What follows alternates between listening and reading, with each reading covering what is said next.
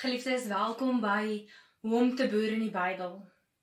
Wanneer ons dink aan hierdie frase, hoe om te boer in die Bybel, dan verwys ons eintlik na hoe boer ek aan my persoonlike verhouding met God.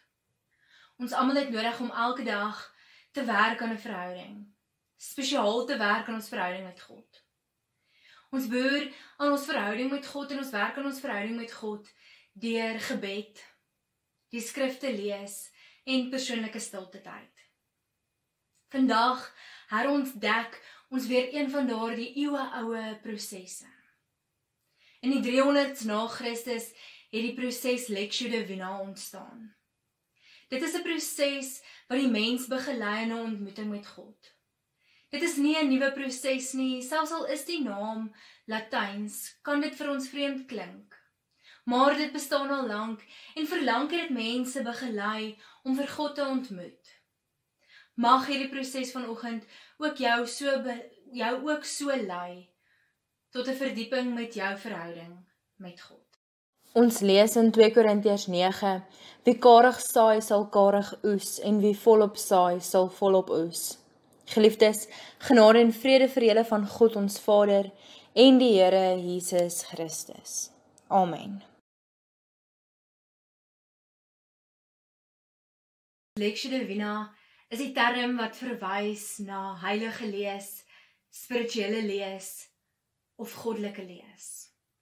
Hierdie proses help ons om stil te word en gee vir ons daardie inoefening om te luister na die teks en te luister na dit wat God vir ons probeer sê. Hierdie geloofsgewoonte help jou om intentioneel stil te word en teenwoordig te wees by God. Die kernvaardigheid wat ons met hierdie proses, met hierdie fases probeer aanleer, is om te luister. En daar's 4 fases in hierdie proses. Die eerste een is die lees van die teks, Lectio.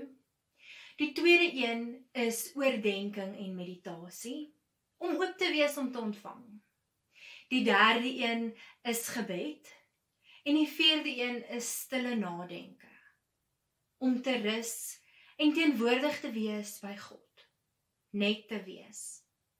Hierdie proses help ons om te besin, te delf en te luister na dit waarmee God besig is, dit wat God vir jou wil sê. Hierdie proses help jou om jou volle aandag te gee met dit waarmee jy besig is, volle aandag te gee om te luister na die teks, en hoe hierdie teks in jou hart gaan werk. Hier word die ruimte vir ons gegee om ook so te reageer op dit wat God op jou hart persoonlik gedruk het. Geliefdes, ons begin dan met die eerste gedeelte, die Lectio, die lees van die teks. Vanoggend gaan ons dieselfde teksgedeelte uit dieselfde vertaling nie oor en oor lees nie, maar ek gaan vir ons lees uit 2 vertalings. Ek gaan vir ons lees uit die Afrikaans 83 vertaling en dan gaan ek ook vir ons lees uit die nuwe direkte vertaling. Wanneer ek hierdie teks lees, nooi ek jou uit om probeer om slegs te luister na hoe ek die teks vir jou lees. Luister, probeer om so te oefen om te luister na wat God met hierdie woorde vir jou wil sê. 1 Konings 19 vanaf vers 3 tot en met 14 uit die Afrikaans 83 vertaling. Elia het bang geword en ter wille van sy lewe gevlug. Toe hy by Beersheba in Juda gekom het, het hy sy slaaf daar agtergelaat. Hy self het egter 'n dagreis ver die woestyn ingegaan. Daar het hy onder 'n besembos gaan sit en gewens hy gaan dood. Hy het gesê, nou is dit genoeg, Here, neem my lewe, want ek is niks beter as my voorvaders nie. Toe gaan hy lê en hy het daar onder die besembos in die slaap geraak. Toe hy hom weer kry, skud 'n engel aan hom en sê, word wakker, eet. Toe hy opkyk, sien hy by sy kop roosterkoek wat op warm klippe gebak is en 'n kruik water. Hy het geëet en gedrink en weer gaan lê. Die engel het 'n tweede keer aan hom geskud en gesê, word wakker, eet, anders sal die pad vir jou te lank word. Toe staan hy op en eet. En deur die krag van die kos kon hy 40 dae en 40 nagte lank loop, tot by Horeb, die berg van God. Hy het in 'n grot ingegaan en die nag daar deurgebring. Toe het die woord van die Here tot hom gekom en vir hom gesê, wat maak jy hier, Elia? Hy antwoord toe, ek het my met hart en siel gewy aan u saak, Here Almagtige God. Die Israeliete het die verbond met u verbreek. Hulle het u altare afgebreek en u profete doodgemaak. Net ek alleen het oorgebly, en hulle soek my om ook om die lewe te bring. Maar die Here sê vir hom, kom uit en gaan staan op die berg voor my. Die Here, ek wil verbygaan. Skielik was daar 'n baie sterk wind, wat die berg stikkend geruk en die rotse gebreek het voor die Here. Maar in die wind was die Here nie. Na die wind was daar 'n aardbewing, maar in die aardbewing was die Here nie. Na die aardbewing was daar 'n vuur, maar in die vuur was die Here nie. Na die vuur was daar 'n fluistering in die windstilte. Toe Elia dit hoor, het hy sy gesig met sy mantel toegemaak en by die bek van die grot gaan staan. Toe hoor hy 'n stem wat vir hom sê, wat maak jy hier, Elia? Hy het geantwoord, ek het met my hart en siel gewy aan u saak, Here Almagtige God. Ons lees dieselfde teksgedeelte ook uit die direkte vertaling. Hy het bang geword, gereed gemaak en hy het vrees vir sy lewe pad gegee. Toe hy in Beersheba, wat aan Juda behoort, aankom, het hy sy dienaar daar agtergelaat. Hy het egter die woestyn ingegaan, 'n dagreis ver. Daar aangekom het hy onder 'n wit besembos gaan sit en gevra dat sy lewe tot 'n einde moet kom. Hy het gesê, dit is nou genoeg, Here. Neem my lewe, want ek is nie beter as my voorouers nie. Hy het gaan lê en aan die slaap geraak onder die enkele wit besembos. Skielik was daar 'n engel wat hom aanraak en vir hom sê, staan op, eet. Toe hy rondkyk, is daar so waar by sy kop 'n roosterkoek op gloeiende kole gebak en 'n fles met water. Hy het geëet en gedrink en weer gaan lê. Maar die engel van die Here het 'n tweede keer teruggekom, hom aangeraak en gesê, staan op, eet, want die reis gaan vir jou te veel eisend wees. Hy het toe opgestaan, geëet en gedrink. Met die krag van daardie voedsel het hy 40 dae en 40 nagte geloop tot by Horeb, die berg van God. Daar het hy in 'n grot ingegaan en daar oornag. En kyk, die woord van die Here het tot hom gekom en vir hom gesê, wat maak jy hier, Elia? Hy het geantwoord, ek het my volle ywer getoon vir die Here, die God wat heerser is oor alle magte. Want die Israeliete het u verbond verlaat. U altare het hulle afgebreek en u profete met die swaard om die lewe gebring. Ek alleen het oorgebly en hulle soek my lewe om dit te neem. Maar hy sê, gaan uit en staan op die berg vir die Here. Kyk, die Here sal weldra verbygaan. Daar was 'n geweldige sterk wind wat die berge geskeur het, wat die rotse verbruisel het voor die Here. In die wind was die Here nie. Na die wind was daar 'n aardbewing, in die aardbewing was die Here nie. Na die aardbewing was daar vuur, in die vuur was die Here nie. Na die vuur was daar 'n sagte gesuis. Toe Elia dit hoor, het hy dadelik sy gesig met sy mantel bedek. Hy het uitgegaan en by die ingang van die grot gaan staan. Met eens was daar 'n stem wat vir hom vra, wat maak jy hier, Elia? Hy het geantwoord, ek het my volle ywer getoon vir die Here, die God wat heerser is oor alle magte. Want die Israeliete het u verbond verlaat. U altare het hulle afgebreek en u profete met die swaard om die lewe gebring.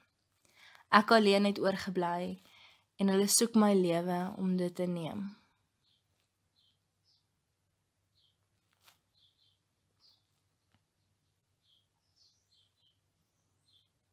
Almagtige, drie-enige God, open my oë, help my om u te sien. Open my ore, help my om u te hoor. Open my hart, Heer, ek wil u nou ontmoet.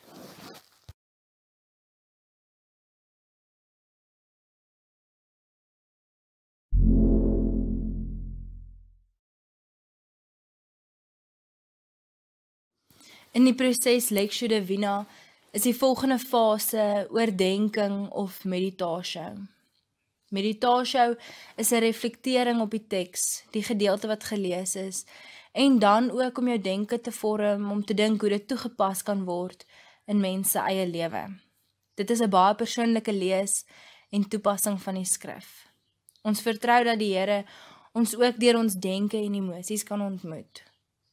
Wees daarom fyn ingestel op indrukke in jou gedagtes, emosies, jou wil en intuïsie.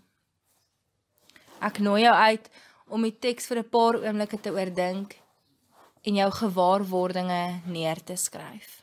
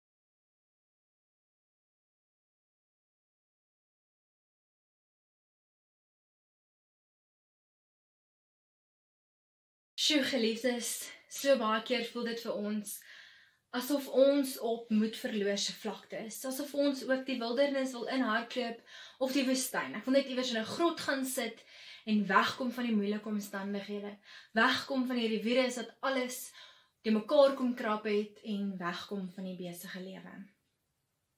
Wanneer ek nou boonop begin praat oor hoe om te boer in die Bybel, dan dink 'n paar van ons, sjoe, waar moet ek nou nog die tyd kry vir dit?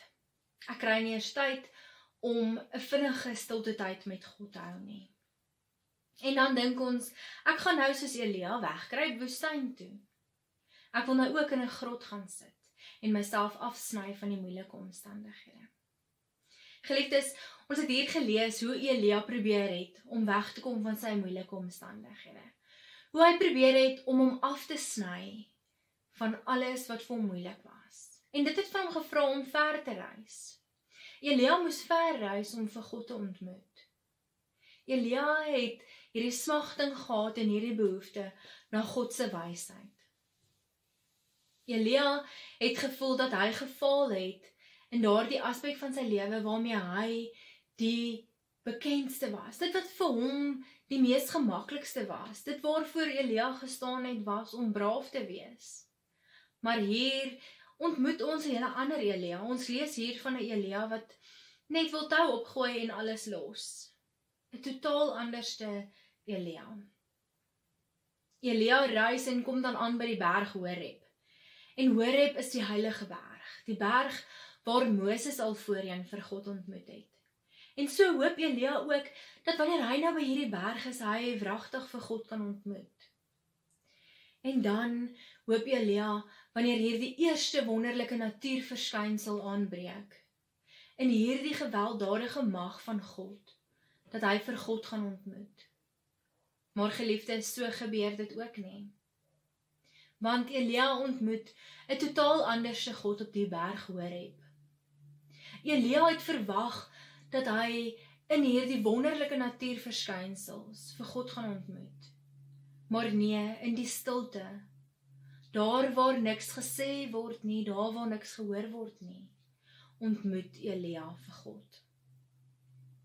En dan begin God om vir Elia te sorg. Hierdie brose Elia wat geen meer bravade in hom het nie, kan dalk nie 'n God ontmoet in hierdie verskriklike, wonderlike natuurverskynsels nie. Maar God het eerder vir Elia ontmoet in kalmte en rustigheid, stilte. Dan begin God om vir Elia te sorg met Elia se fisiese behoeftes. En daarna Elia se geestelike behoeftes. Elia word weggeneem van sy moeilike omstandighede. Maar Elia het die hele tyd in sy kop hierdie gedagtes van dit wat Elia dink hy moet gaan doen. Dit wat Elia dink sy roeping is. En so met hierdie ontmoeting met God verander God dan ook Elia se gedagtes. Met hierdie ontmoeting besef Elia weer, wanneer hy God se stem hoor, wat sy eintlike roeping is. Elia ontdek weer sy roeping. Geliefdes, miskien het ons nie nodig om weg te hol die wildernis of die woestyn in nie. Maar miskien kan ons verbeel dat ons in 'n grot is, daar waar dit choepstil is. Daar waar ek 'n oomblik uit my wêreld kan wegtree, in God se wêreld in. En dit vra dat ons moet boer in die Bybel. Boer in die Bybel vra dat ons tyd spandeer in die Bybel, sodat ons God se asem kan ontdek, sodat ons ook in die stilte in hierdie Bybel vir God kan ontmoet. En wanneer jy dan wandel in die Bybel en vir God ontmoet, dat jy ook sal hoor dat God vir jou vra, soos wat God vir Elia gevra het, wat maak jy hier? Dat God vir jou gaan vra, wat maak jy hier? Wanneer ons boer in ons verhouding met God, en wanneer ons boer in die Bybel, probeer ons baie keer om kennis van God na te streef. En die betekenis van die Bybelse tekste het eintlik die doel om ons gedagtes te transformeer en ons denke ten opsigte van die waarheid te verander. Wanneer ons 'n teks lees en vir God probeer ontmoet, moet ons ook besef dat daar 'n hele ander konteks en 'n hele ander wêreld agter daardie woorde, agter daardie teks lê.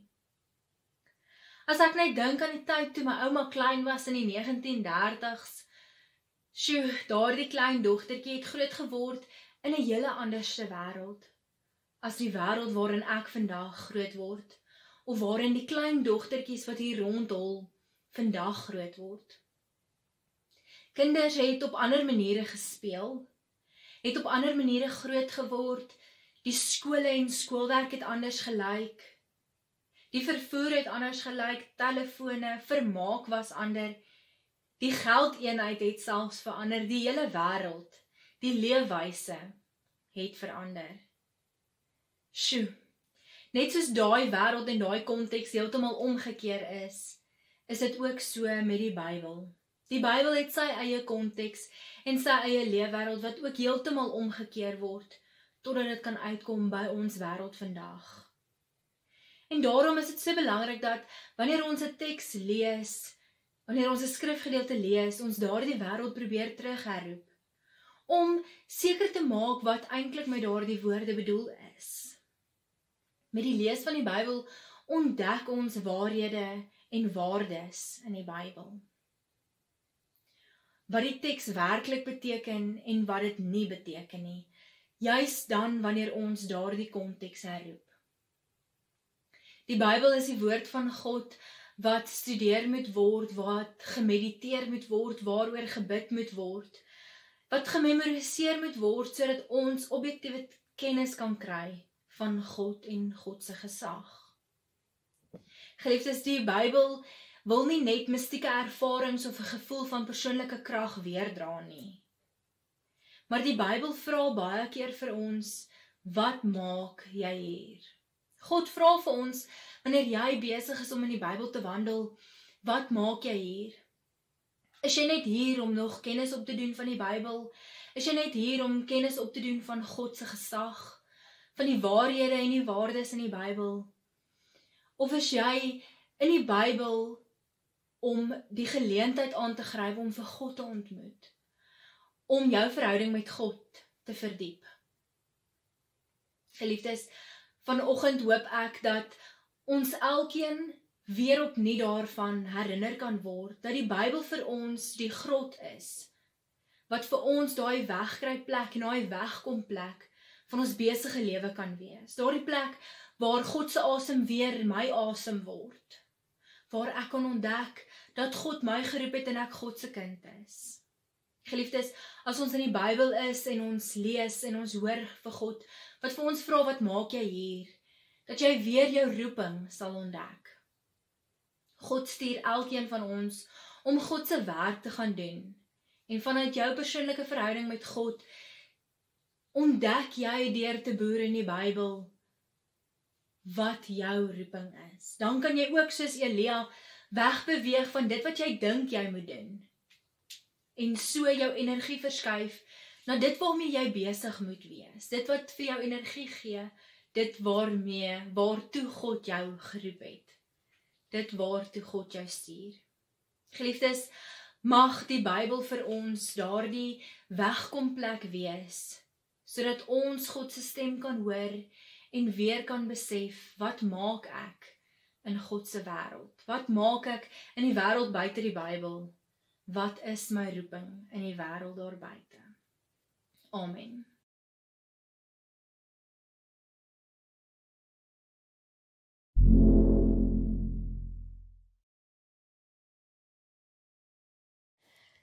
In die Lectio Divina is die volgende fase oratio. Oratio is om te reageer op die teksgedeelte deur jou hart aan God oop te maak. Dit is nie primêre intellektuele oefening nie, maar dit is die begin van 'n gesprek met God. Fokus dan in jou gebed met woorde.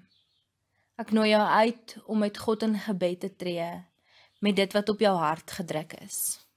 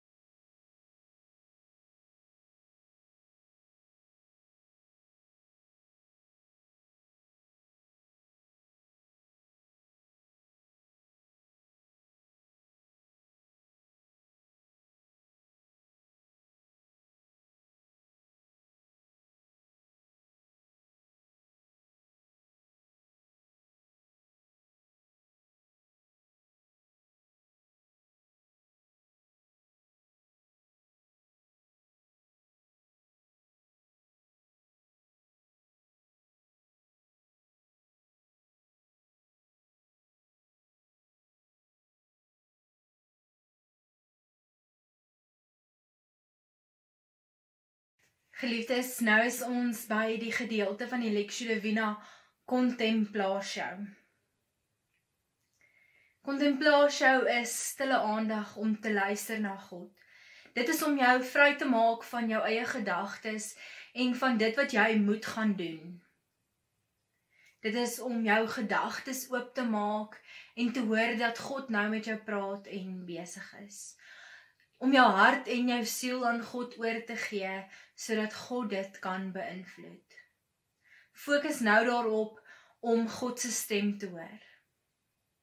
Ek nooi jou uit om gefokus te wees om God se stem te hoor. Om jouself te verbeel, jy's in 'n warm bad water, jy kan rustig terugsit en ontspan. Sak nou so terug in God se teenwoordigheid. God wat jou omvou en boor jou spoel. God se teenwoordigheid omvou jou. Fokus dan nou daarop om teenwoordig te wees by God.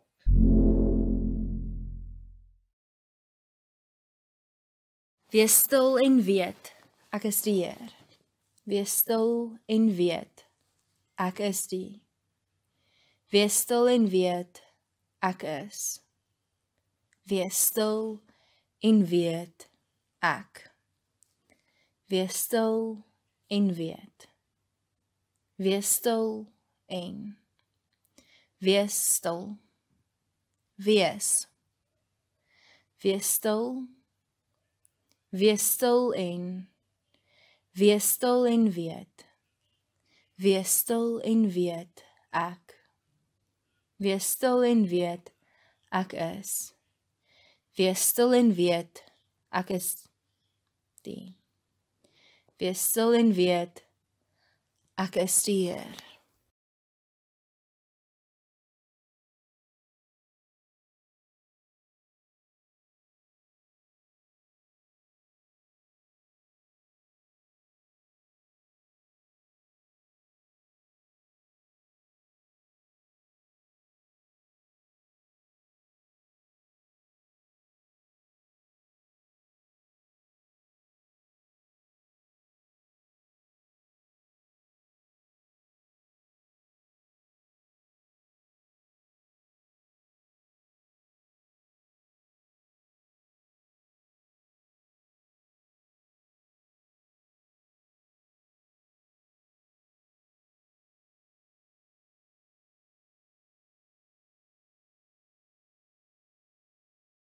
Geliefdes, die Here nooi jou uit om hierdie week elke dag te kom boer in jou verhouding met God, om te boer in die Bybel, sodat daar ook 'n verdieping in jou verhouding met God kan plaasvind, sodat jy ook die lewende God in jou lewe kan ontmoet. Geliefdes, die genade van die Here Jesus Christus, die liefde van God en die gemeenskap van die Heilige Gees sal by elkeen van julle wees. Amen.